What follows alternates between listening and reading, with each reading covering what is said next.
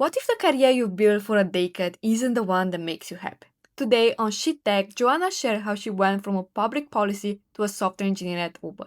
With her story, she proves that taking the risk is what actually leads you to fulfillment in your job.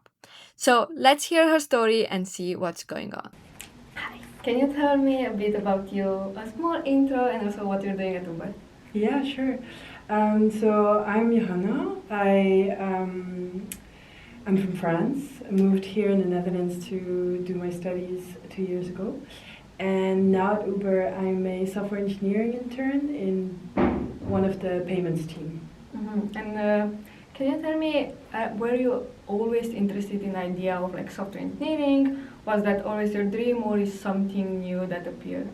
That's a really interesting question because I actually come from a very different background. Oh, really? Yeah, I used to be a public policy officer. Oh, wow. So obviously a big leap. So I wouldn't say that I was always interested in software engineering, but once I started working, I realized that I was really missing having like a hard skill, like a craftsmanship sort of feeling. And that's why I turned towards software engineering, and I've only started this journey like 2-3 years ago now. And can you walk us a bit through your journey? How did you manage to get here? Especially like if you started with a different background, how do you think it was the whole trip to like actually get into like your first internship?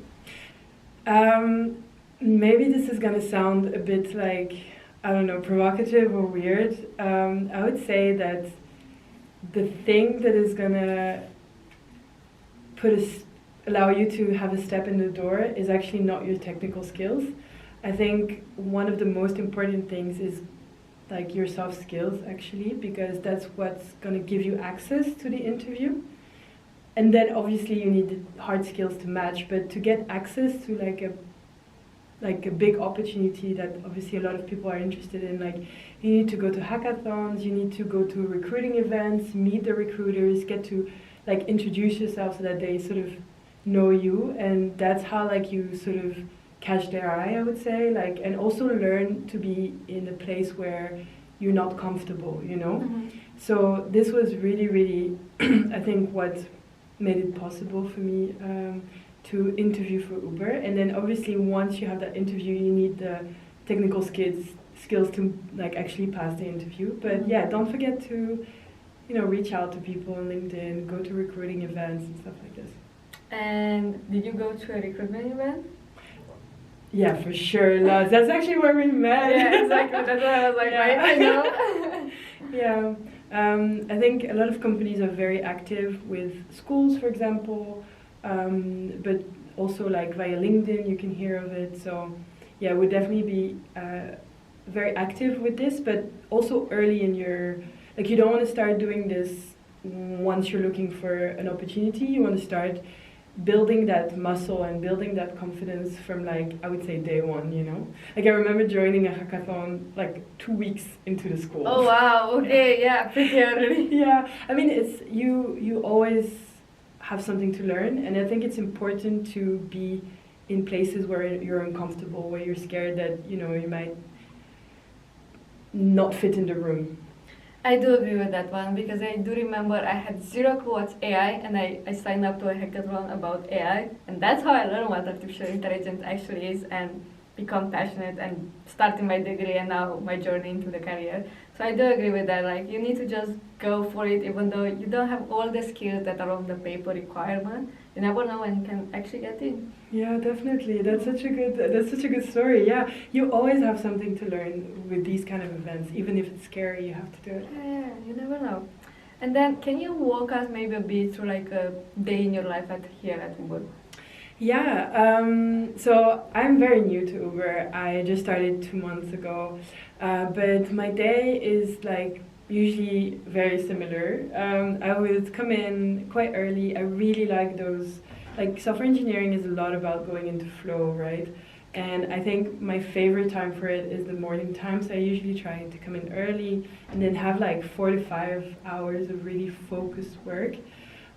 That I really cherish, and then I'll go to lunch with my colleagues, and then maybe like take a walk to like refresh my mind and just feel like ready to tackle the afternoon. And in the afternoon, I'll do more of the interactive work. So I'll go to meetings, I'll reply to like comments I've received on my code, for example, or like work on design documents. And what are some of the projects and maybe problems that you're working right now? Oh yeah, so again, I'm very new, but the project I'm working on is actually a migration. So we had a certain kind of event, like data event, and we want to switch our tech stack to use a different one. So yeah. Okay, yeah. That's very cryptic. Very cryptic, but it does sound very interesting and definitely something new in a way or another. But then I'm phrasing a bit maybe the question different. How was your interview process when we got in, and what do you think were like some of the skills that you used in order to actually have like the successful interview process? Okay, yeah. So my journey is a bit different because I was actually super lucky to get into a program called Uber Career Prep. I was actually part of the first cohort in EMEA, and I think next year they will do another cohort. Yeah, the second one. Yeah. And this is basically a mentorship program that's targeted to preparing you for technical interviews. So you'll get information about like, okay, what it's like to work as an engineer, like how to navigate your career, and also like how to actually prepare for technical interviews. So getting familiar with data structures and algorithms and working on all of that. Okay. Then, until now, even though it was 2 months only, what's one thing that you enjoy the most at your work? Oh, what I love about software engineering is that, okay, software engineering in general, and then working at Uber specifically. Okay. So in general, I love the fact that I'm working on a skill, like my craft, that is also my own, you know? Like when I'm working for Uber, I'm also improving my craft, and I love this feeling of getting better every day. And for Uber, I love to be working for a company that has such a widespread and like useful product in everyday life. So like, for example, like ordering a ride for my dad, ordering food for my friends, like I think it's such a cool perk. Yeah, good part, but what about the challenging part? What are some challenges that you faced during this amazing time here? It was, honestly, it's been a really steep learning curve. Like the tech stack is so complex. Like I've never worked on a project of that scale. And so understanding the code that spawns across like 50 different files, and then understanding the process of actually landing your changes also is very specific. So this has been really, really challenging. And I would say something that, I don't know, maybe I haven't heard a lot, but I'm quite of an extroverted person, and I think that a lot of my colleagues are more introvert, and like the culture clash, like not the culture clash, but like, you know, I feel like sometimes I might have like stepped on people's toes just because I'm so like forward and used to like, so this has, I've had to adjust. To make a little bit. But I do think like being an extrovert sometimes in a team that is like more introvert is actually helpful for them as well, because you are pushing them a bit to be out of their comfort zone, like to talk a bit more, which even though I know it's uncomfortable, I think it helps a lot of people. Like I know that even my old team, like people pushed me to talk, and I was like, oh wait, actually it's actually some good points about like actually being more talkative and not just keeping everything for you. So yeah, indeed, I think you're also doing something good for them. That's good to hear. Then what's something that you feel like maybe is unique at your job specifically, or maybe software engineering than other careers? I would have to say, like, I know I've said this already, but this is really something, and one of the reasons why I switched careers, right? Like, working as a software engineer is like being like some sort of craftsman, and when you're working for a company, you're also honing your own skills, and this is something that I find extremely gratifying. Then I'm putting something different. When you decided to switch, what was like one thing that made you know that it's time to leave and change something, try something different? Yeah, so actually at the time I had bought a second-hand wardrobe, and every night after work I was working on it to make it like better. So I was like, fixing some screws and like touching up, putting some paint. And I was so satisfied with this process of working and on a product, like creating something, that I thought I need this in my job. And this is what I found in software engineering. Oh, actually, that's interesting because when I was a child, like one thing that I was doing was like finding different things around the house and then building something from them. I never associated with the fact that I love doing software engineering and coding, but now that you put it like that, yeah, indeed. Okay, what was the challenging part when you need to do the decision and just say, okay, I quit everything and I'm starting something new? It was a very scary leap, I would say, but it was also, there was no choice, in the sense of I could see like the different paths I could follow, and none of them made me excited or happy. And I thought, okay, like you've invested 5 years of your life doing those studies, 5 years working, but we have to start again because we're not in the right place. I think that's very motivational for everyone to like, okay, this doesn't make me happy, let's start again. And that's not even a problem. Like, you're extremely successful, you're starting a great job in my opinion. So yeah, I think that's a great motivation for others. Yeah, definitely. I remember as a kid, when I was doing my studies, I always felt like I was running after time and that I needed to have accomplished so much more by then, and I was 22 at the time. But looking back, I realized you really have time to figure things out. Like, it's okay to maybe, take a year, a couple even, meet people, travel, do the things that spark your curiosity, get to know yourself, and then, like, it's okay to take your time. You have time. Okay, that's interesting. Okay. And then, getting back to your amazing job, what do you think they are the top skills that software engineering should have? So that's a really interesting one, because I think a lot of people associate software engineering with math and logic. But actually, there's a really interesting book called The Programmer's Brain from Feline Hermans. She's a professor in a university here in the Netherlands. And I remember reading her book early on in my journey. And she quotes a study about the most transferable skills for software engineers, like what abilities sort of translate the best to software engineering. And it's actually language skills. So, like, it's great to be good at math, it's great to be good at logic, but if you're good with language, it's also a good fit for you. I feel like a lot of people may be scared because, like, they haven't done a scientific, like a... Bachelor. Yeah, exactly. And then they might feel like they're never going to make it in software engineering, but yeah, actually languages also map well to software engineering. Interesting. So, in your opinion, do you think it's important to have a degree in engineering, or some courses maybe are enough? What's your perspective? I think that there's a lot more people going into software engineering, so there's a lot more competition. I think that having a degree is really helpful if your university has career events, because then you get access to companies and you can like start speaking recruiters, and this will give you sort of access to the opportunities. So for that reason, I would say it's useful. But when choosing, be mindful of the context. Like, I'm French, but I picked a school in the Netherlands because I thought the tech environment is way bigger here than where I was from. And that allowed me to get access to bigger companies. So if I was choosing a university, I would think, okay, which companies have the most graduates in this and that company? Or like I would think strategically about the end goal. But I know some people who are self-taught and also here, so it is possible. So both. Yeah. Interesting. Okay.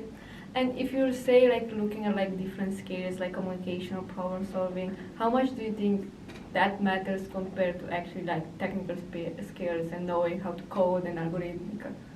So there's an engineer here that told me something really interesting, is that you need a certain threshold of technical skills, but actually a company, like there's a certain bar that you need to meet, but then you don't need to be like, you don't need to write genius code, because genius code is not maintainable. You want people to be able to understand your code easily. You want something that is self-explanatory, you know? And so then what makes a huge difference, especially as you go higher up in your career, is your soft skills. You want to be able to work across teams. You want to be able to influence this decision making.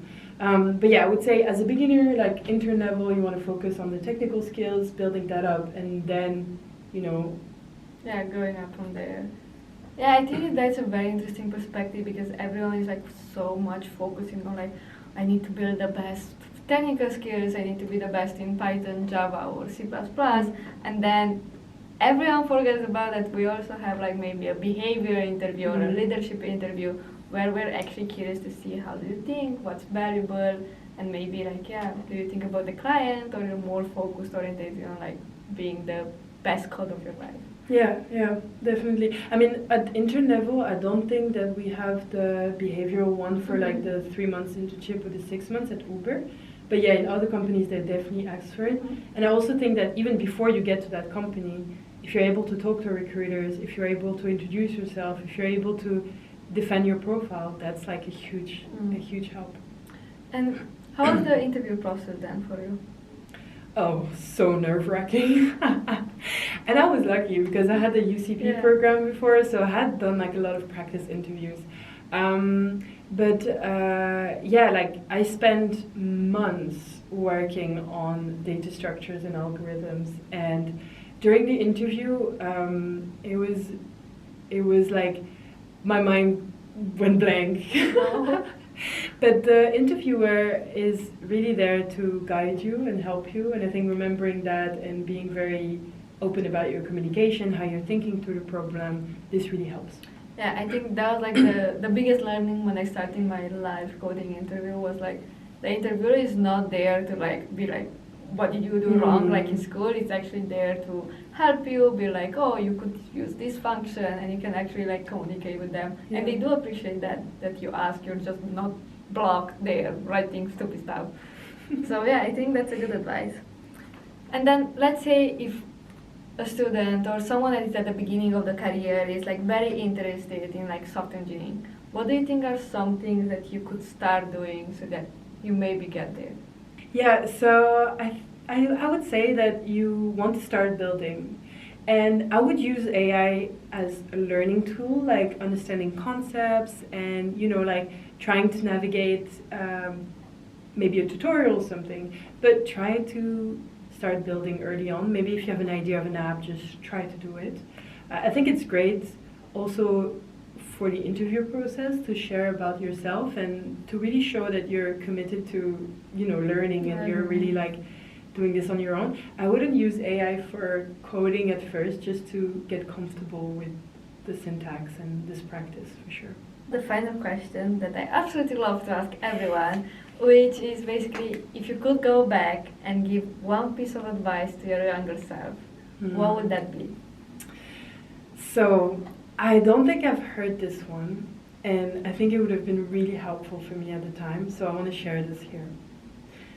Don't pick a major based on what you love, because the market that's behind is not necessarily in line, like is not going to necessarily allow you to, you know, act in a way that is in line with what you love about that thing, right? Mm-hmm. So I would first, okay, what is interesting to me? And then really find the actual jobs that are behind the major. Like try to understand what this person does on the day-to-day.